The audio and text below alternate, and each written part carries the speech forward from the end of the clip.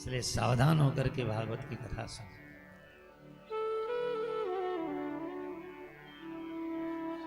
भागवत तो बहुत आपने सुनी होगी, सुनते रहेंगे, पर भागवत का सार जो है ना वो छोटा सा है। नए बच्चे हो ध्यान दें। हाँ। एक सेठ जी ने बहुत बढ़िया बंगला बनाया। एक महात्मा जी को कहा चलो दिखाता हूं आपको, तो ले गए महाराज जी को दिखाने। जाते ही दिखाया कि ये भगवान का रसोई घर है, ये भगवान का भंडार घर है, ये भगवान का श्रृंगार घर है, ये भगवान की बैठक है, ये भगवान की तिजोरी है, ये भगवान का ये है, ये भगवान का बड़ा मकान था।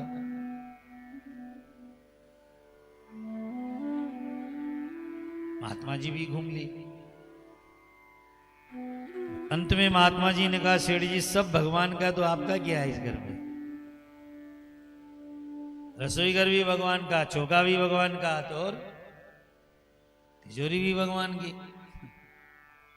तो सेठ जी जो थे सत्संगी थे, वो अपने पूजा घर में ले गए और पूजा घर में जाकर बोले ये सब कुछ इनका है और ये हमारे हैं। बस इसी का नाम भागवत है। बेटा बेटी, छोरा छोरी, बूढ़ा बूढ़ी, डोकरा डोकरी सब किसके हैं? भगवान के, और हम भगवान। इतना ज्ञान आ गया ना, वो भागवत हो जाता है, वो गोपी हो जाता है, सब कुछ उनका है और वे हमारे।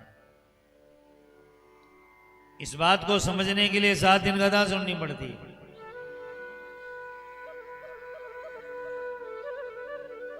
गोपी जानती है मेरा कृष्ण है बस।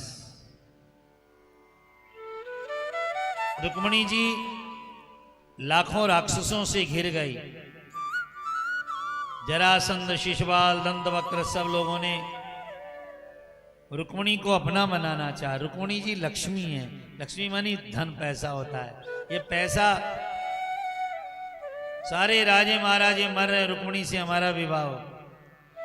रुक्मिणी का ब्याह श्री कृष्ण से हुआ। मतलब कोई जेल जाओ, चाहे कोई मरो, चाहे जो करना है करो, लक्ष्मी माता भगवान की थी, भगवान की और भगवान की रहेगी। इसका उपयोग करो, मकान बनाओ, कपड़े बनाओ, गहने बनाओ,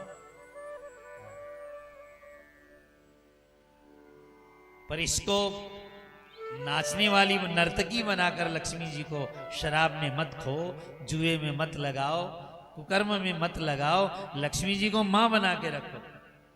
कई लोग पैसा आता तो गलत खाना खाते हैं, गलत पीते हैं। लक्ष्मी जी दुखी होकर उस घर से निकलती है।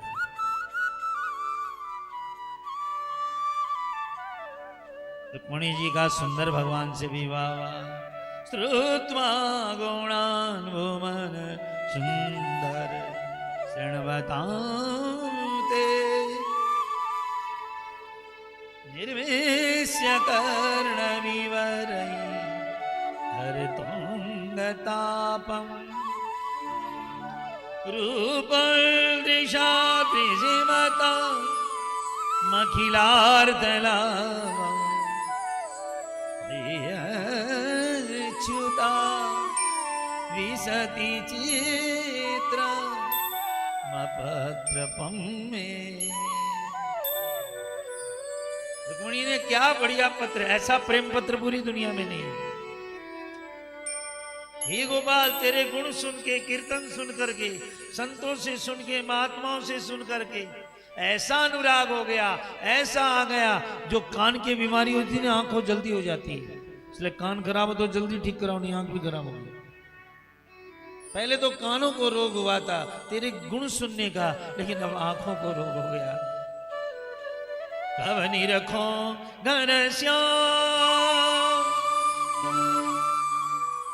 आंसू की स्याही बना करके प्रेम की कलम से गोविंद को पत्र लिखा। आज आप भी लिख सकती हो।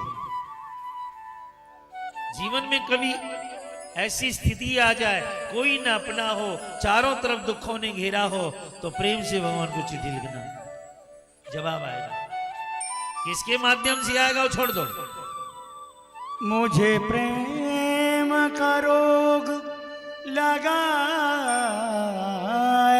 ऐसा दिल तड़प तड़प कर रोता है, तेरी याद के बिन कुछ याद नहीं, मन जगता है ना सोता है, तेरे रूप के सागर में फंस कर इस कदर खा रहा गोता है, जब तड़फ उठे तेरे मिलने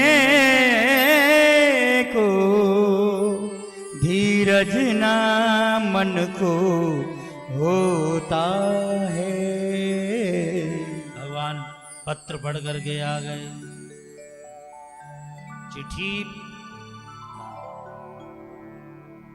चिट्ठी लिखने का जमाना तो नहीं अब, लेकिन अब भी भगवान को परिस्थिति पड़े। नरसिंह मेहता पर आपत्ति पड़ी तो चिट्ठी लिखी भगवान को, बेटी का हाथ भरना है, चक्कर में पड़ गए, भेजे कहाँ भेजे? हरि तारा नाम हजार, किण बिद लिखा कुकुपत्री। हरि तारा नाम हजार, किण बिद लिखा कुकुपत्री। ओथे तो रोज रोज बदलो मुकाम। हाँ भेजे, रोज रोज बदलो मुकाम। किण बिद लिखा कुकुपत्री। हरि तारा नाम हजार, किण बिद लिखा कुकुपत्री। कोई कहे सीताराम, कोई कहे राधेश्याम, कोई कहे सीताराम, कोई कहे राधेश्याम, कोई कहे राधा भरता। किण बिद लिखा क्या पता कुकुपत्री। कोई कहे द्वारकानाथ, कोई कहे अयोध्यानाथ, कोई कहे द्वारकानाथ, कोई कहे अयोध्यानाथ, कोई कहे रुक्मणी ना भरत। किण बिद लिखा कुकुपत्री। भजन का समय नहीं है, पर आप कभी बेचैन हो जाओ बेटी, कोई बेचैन हो जाए, जगत के लिए नहीं जगन्नाथ के लिए पत्र लिखना। हाँ? देखो हम लोग बहुत बड़ी बड़ी गौशालाएं चलाते हैं, बार बार अपने मुंह से बढ़ाई करना ठीक नहीं होता। कभी कभी ऐसी स्थिति आती कि क्या करें, अब 20-20 हजार गायें, 30-30 हजार गायें, क्या करें?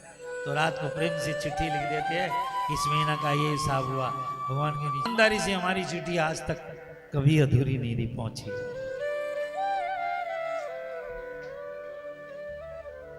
एक बार राजस्थान में काल पड़ गया और स्थिति ये हुई, जो घास खरीद के लाया रात में चोर चोरी करके ले गए, और एक चिट्ठी और डाल गए कि महाराज जी हमारी गायें भूख मर रही हैं, ले जा रहे हैं, होगा तो आपका वापिस देते।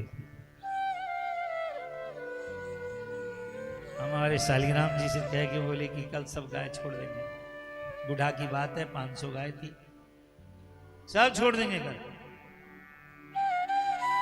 अब व्यवस्था नहीं है मेरे पास। सुबह सुबह हमारे राजस्थान के एक संत थे नाथजी महाराज, रतिनाथ जी का सुबह सुबह फोन आया मेरे पास, पंडित जी क्या हाल है? बोले ठीक है। बोले 5 लाख रुपया भेज रहा हूँ, गोपाल मित्तल जी भेज देंगे कल सुबह। बोले आपको कौन बोला? आपको कौन बोला महाराज जी? मैं तो नहीं। बोला जी ना, रात में तू बोले हो, वो मन बोले है। हमारे जीवन की ऐसी घटना, हम शालिग्राम जी को बोल के सोए थे। रतिनाथ जी का नाम जानते होंगे, फतेहपुर के अपने महाराज थे नाथ जी महाराज, बहुत भजन गाते, बड़े फक्कड़ संत, अब तो चले गए। फिर आशीर्वाद दे, आज के बाद कभी तुमको किसी से मांगना नहीं पड़ेगा, चाहे कितनी गायला। आज 25 साल हो गया, हम माइक में अपने लिए कभी भी गाय के लिए कभी नहीं मांगे। पड़ती नहीं दरकार। मैं आपको प्रेरणा दे रहा हूं, जगत के आगे रोने से, जगत के आगे गिड़गिड़ाने से कोई भी व्यक्ति को अपने इष्ट को कमजोर नहीं समझना चाहिए कि मेरे यहां भगवान में कोई आनी जानी को नहीं, एक बात। और दूसरा, कभी दूर नहीं समझना चाहिए, और तीसरा, अपना समझना चाहिए। ये 3 काम कर लो, मौज हो जाएगी जिंदगी के अंदर। प्राय लोग आते हैं, महाराज जी आप, अरे भाई उनकी कथा सुन लो प्रेम से।